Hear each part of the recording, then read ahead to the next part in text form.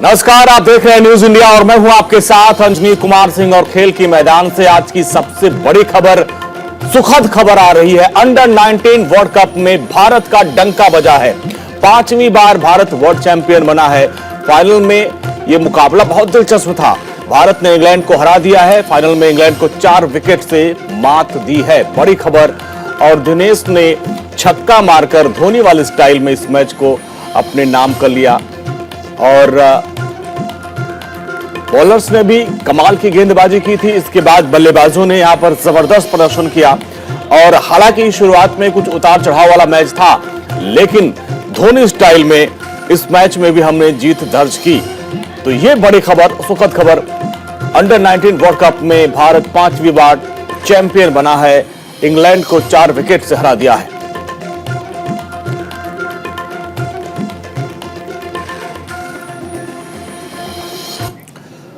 और बड़ी खबर बता दें आपको, मुंबई से आ रही है। प्रसिद्ध गायिका लता मंगेशकर की सेहत में सुधार। और कल लता दीदी की तबीयत अचानक बिगड़ गई थी। 5 डॉक्टर्स की टीम उनके हालत पर नजर रखे हुए है। डॉक्टर्स ने लता दीदी की हेल्थ बुलेटिन को भी जारी किया और कहा कि दवाओं का असर हो रहा है। डॉक्टर्स के मुताबिक मुंबई के ब्रिज घंटी अस्पताल में इलाज जारी है। और इस दौरान केंद्रीय मंत्री पीयूष गोयल भी प्रधानमंत्री मोदी का संदेश लेकर वहां पर पहुंचे थे। उनसे बात की, मुलाकात की, उनके परिवार वालों को बस प्रधानमंत्री मोदी का संदेश दिया। इस दौरान लता मंगेशकर की सभी बहनें भी वहां पर मौजूद थी। उषा ताई भी वहां पर मौजूद थे, उनके भाई भी वहां पर मौजूद थे। और उनसे मिलने के लिए तमाम जो दिग्गज है वो भी पहुंचे थे। कल उद्धव ठाकरे पहुंचे थे और राज ठाकरे पहुंचे थे उनसे मिलने के लिए। इसके बाद से हलचल बढ़ गई थी, सुरक्षा भी बढ़ा दी गई थी। और पूरे देश भर में दुआ होने लगी कि लता दीदी बहुत जल्द स्वस्थ हों, अपने घर आए। और इन सब के बीच थोड़ी राहत की खबर आ रही। डॉक्टर कह रहे हैं कि नहीं भाई, उनकी सेहत में कुछ सुधार आया है, जो दवा है वो असर कर रही है। इसके पहले जब उनकी तबीयत खराब हुई थी तो एक बार फिर से उनको वेंटिलेटर पर रखा गया था। और 8 जनवरी को वो कोरोना संक्रमित हुई थी। तब से वो अस्पताल में भर्ती थी। और लगातार उनकी तबीयत बिगड़ने को देखते हुए देश भर में दुआओं का दौर शुरू हो चुका है। लता जी मुंबई के ब्रिज घंटी अस्पताल में भर्ती हैं। डॉक्टर ने उन्हें एक बार फिर से वेंटिलेटर पर शिफ्ट कर दिया। 92 वर्षीय लता मंगेशकर निमोनिया के साथ साथ उम्र से संबंधित कुछ परेशानियों से भी जूझ रही हैं। और जैसे ही लता मंगेशकर की तबीयत फिर से बिगड़ने की खबर सामने आई, देश विदेश में उनके लिए दुआओं का दौर शुरू हो गया। लता मंगेशकर के तमाम चाहने वाले, उनके फैंस बहुत जल्द उनके स्वस्थ होने की कामना कर रहे। पीयूष गोयल भी पहुंचे थे।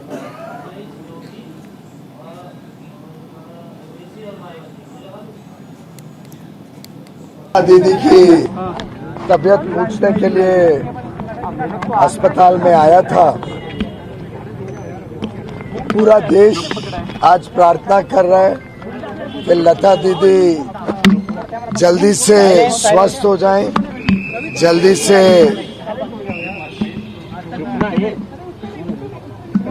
यहाँ से उनको हम घर लेके जा सकें। माननीय प्रधानमंत्री श्री नरेंद्र मोदी जी ने भी अपना शुभ संदेश लता दीदी के अच्छे स्वास्थ्य के लिए भेजा है। परिवार को मैंने कन्वे किया है। तो चलिए, यही दुआ है कि बहुत जल्द लता दीदी स्वस्थ हों, अपने घर आए और फैंस में खुशी की लहर दौड़े। चलिए, चुनाव की बात करते हैं। 5 राज्यों से जुड़े चुनाव से बड़ी खबर आ रही है। बीजेपी आज घोषणा पत्र जारी करेगी। 2 राज्यों के लिए संकल्प पत्र जारी किया जाएगा। बीजेपी यूपी और गोवा का चुनावी घोषणा पत्र जारी करेगी। सुबह 10 बजे यूपी का और 12 बजे गोवा का संकल्प पत्र जारी किया जाएगा। गृह मंत्री अमित शाह के नेतृत्व में संकल्प पत्र जारी होगा और 10 बजे यूपी का संकल्प पत्र जारी किया जाएगा। देखना यह होगा कि इस बार के मैनिफेस्टो में बीजेपी की तरफ से क्या है। हालांकि बीजेपी की तरफ से कहा गया है कि जनता की राय मांगी गई थी और जनता की रायशुमारी को भी इसमें जगह दी जाएगी। 10 बजे अमित शाह, मुख्यमंत्री योगी आदित्यनाथ, चुनाव प्रभारी धर्मेंद्र प्रधान, इन लोगों की मौजूदगी में बीजेपी का घोषणा पत्र जारी किया जाएगा। इसके बाद 12 बजे गोवा का भी संकल्प पत्र जारी किया जाएगा। तो आज बड़ा दिन है। अब देखना यह होगा कि बीजेपी के संकल्प पत्र में क्या कुछ वायदे किए जाते हैं यूपी की जनता के लिए।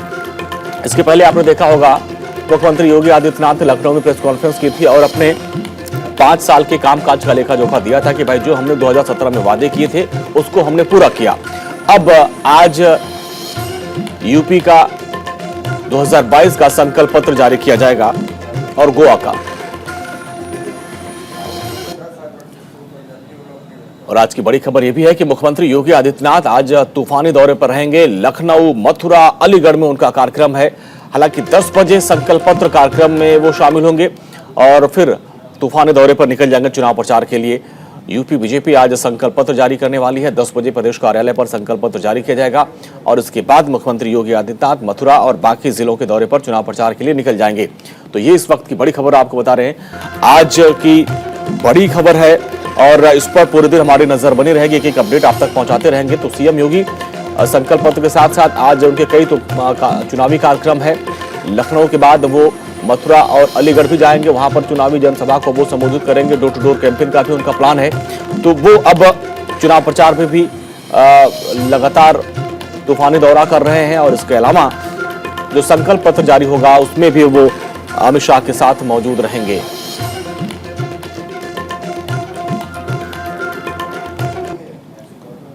और यूपी चुनाव से जुड़ी एक और बड़ी खबर बता दें। प्रधानमंत्री नरेंद्र मोदी वर्चुअल जनसभा करेंगे, जिसमें 3 जिलों में प्रधानमंत्री मोदी की जनसभा होगी।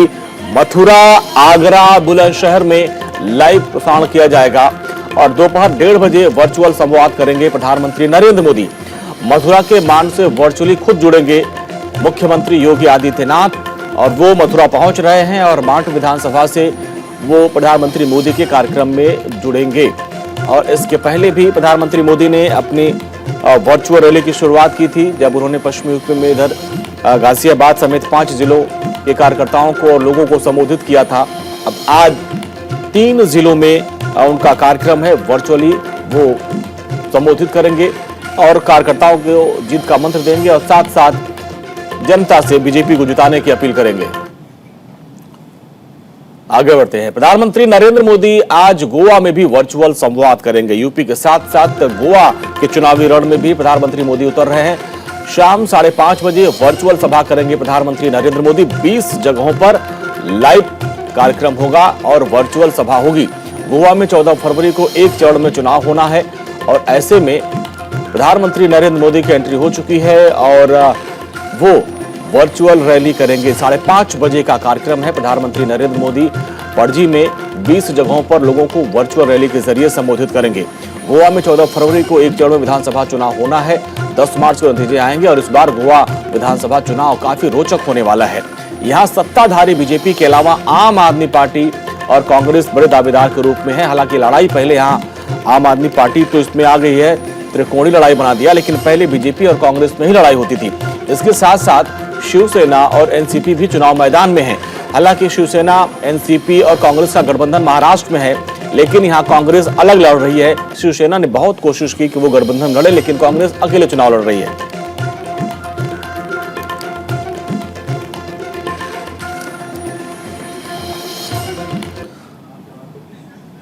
और आज की एक और बड़ी खबर है। राहुल गांधी पंजाब दौरे पर रहेंगे और लुधियाना में वर्चुअल रैली करेंगे। राहुल गांधी लुधियाना से सीएम फेस का भी ऐलान करेंगे। इसके पहले जब वो गए थे पंजाब कुछ दिन पहले, तब उन्होंने कहा था कि भाई लोगों की डिमांड है कि एक चेहरा दिया जाए, तो हम एक चेहरा देंगे। और अब उन्होंने कार्यकर्ताओं से रायशुमारी की है और माना जा रहा है कि आज मुख्यमंत्री का चेहरा कौन होगा उसको लेकर ऐलान किया जाएगा। और पंजाब विधानसभा चुनाव के लिए कांग्रेस ने अभियान तेज कर दिया है। राहुल गांधी वहां पर पहुंच रहे हैं और सबसे बड़ी जो बात वहां पर थी कि अब डिमांड हो रही कि भाई सीएम चेहरा आप आगे करिए, जिसके चेहरे पे आप चुनाव लड़ेंगे। हालांकि एक इशारा पहले किया गया था, एक वीडियो जारी किया गया था जिसमें सोनू सूद के साथ चन्नी नजर आ रहे थे। तो ये माना जा रहा है कि चन्नी हो सकता है कि इस रेस में आगे हो, क्योंकि नवजोत सिंह सिद्धू लगातार नाराज हो गए हैं। उनकी बयानबाजी भी आ रही है कि भाई कठपुतली टाइप का सीएम ये लोग चाहते हैं। तो अब देखना ये होगा कि एक बार फिर से सिद्धू सिरदर्द बनेंगे या उनको मनाया जाएगा। क्या नया चेहरा होगा, कौन नया चेहरा होगा, ये देखने वाली बात होगी।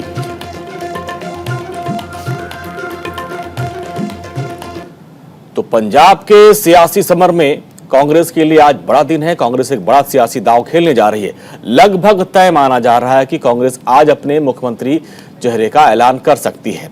भले ही कांग्रेस सीएम कैंडिडेट का ऐलान करने का फैसला कर लिया हो, लेकिन अभी भी कांग्रेस 2 राहें पर खड़ी है। पंजाब में कांग्रेस के लिए जो सीएम का चेहरा इतना आसान नहीं है। जो मुख्यमंत्री चन्नी और सिद्धू में से एक हो सकता है, और जितना कांग्रेस रणनीति बना रही है उसमें चन्नी को आगे करेगी या सिद्धू को, इसको समझने की इस रिपोर्ट को आप देखिए।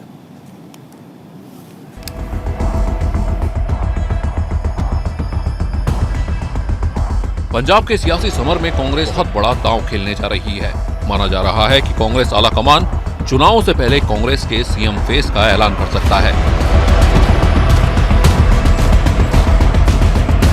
ये बात अलग है कि कांग्रेस ने एक रणनीति के तहत सीएम फेस का ऐलान करने का फैसला कर लिया है, लेकिन कांग्रेस के लिए यह फैसला करना उतना आसान भी नहीं है। मुख्यमंत्री चरणजीत चन्नी कांग्रेस के लिए दलित कार्ड का सबसे ताकतवर मोहरा है, और क्योंकि पंजाब में दलित वोट बैंक 32% के करीब है, लिहाजा तमाम पार्टियों ने इस बार पंजाब विधानसभा चुनाव में दलित कार्ड खेला है। बीजेपी ने भी चुनाव जीतने पर दलित नेता को मुख्यमंत्री बनाने का दावा किया है, तो कांग्रेस ने दलित नेता चरणजीत सिंह चन्नी को मुख्यमंत्री की कुर्सी सौंपकर इस मामले में बाकी तमाम विपक्षी पार्टियों से बड़ी लकीर खींच दी है। आम आदमी पार्टी और शिरोमणि अकाली दल ने भी दलित वोटों की ख्वाहिश में बड़े से बड़ा कार्ड खेल दिया है।